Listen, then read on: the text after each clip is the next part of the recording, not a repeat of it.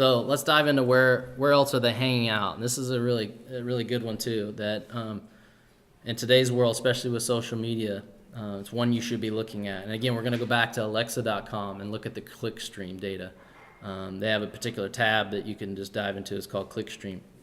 And what's great about this is because they have that toolbar, they're gathering the data about which websites are visited before they come to your website, and then which websites people go to after they leave your website.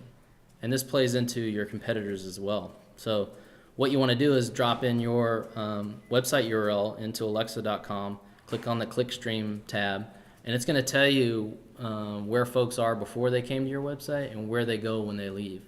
And so this is great to understand, okay, well, are folks coming from Google? Are they coming from Facebook? Are they coming from some other large website that mentioned you, Oprah.com or some other place on the web? It could be a forum. It could be all kinds of things. But it's really good to understand where folks are before they came to your website, because you can strategize and also understand, some of the websites that are driving the traffic to your website, so that you can strategize campaigns around that. So if you see people on social networks before they come to your website, that's a no-brainer that social media is a place you should be marketing yourself. And on the reverse side of that, when people are leaving your website, looking at where they go, and you'll see a lot more social media on the when they leave your website in most cases.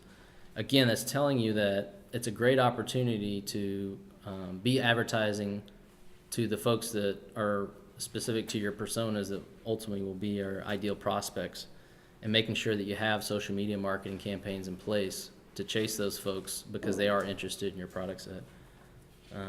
And this is also something you should do with those same competitors' URLs, and really you'll see some interesting stuff when you put in a whole list of competitors' URLs and understanding where their traffic is coming from, as well as where they go after they leave. So there's a huge opportunity in understanding where your crowd hangs out so that you can maximize your marketing efforts. Lastly, on where else they're hanging out, Facebook pages. So use google.com. The way you do this is in Google search box, you're going to put site:facebook.com and then put a space and put your keyword. And basically what you're going to get back is lots of Facebook pages that are relevant to your marketplace. So what you want to do is look at those Facebook pages and look for pages that really have good engagement. How many likes do they have? Are they putting up, are the messages that were put on that page recent? Are people commenting to those messages? Is there some level of engagement there?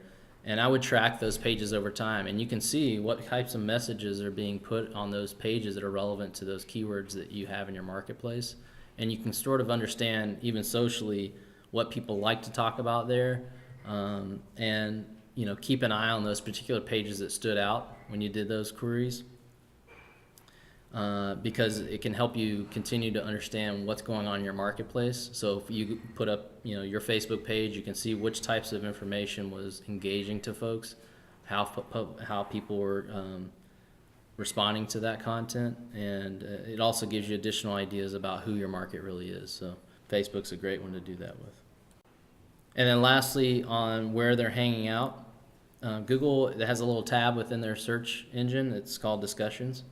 And really what this does is it's searching through blogs and forums for the sites that are most relevant to the queries that you have. So same process, put in those core keywords and start looking at the websites and the forums and the blogs that are really relevant to the topic. So in some cases it might be just a category on a very big forum.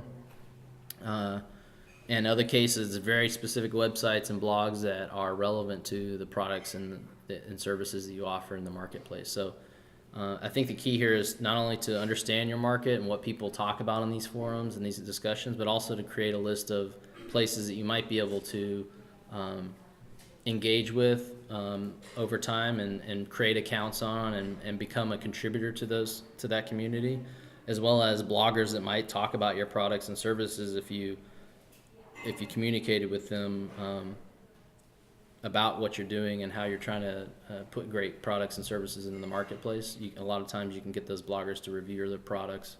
And the forums are great too, because they can just feed you so much traffic just by doing a little bit of contribution to those forums. But really understanding where the folks that are in your market already hang out just opens up new opportunities for you.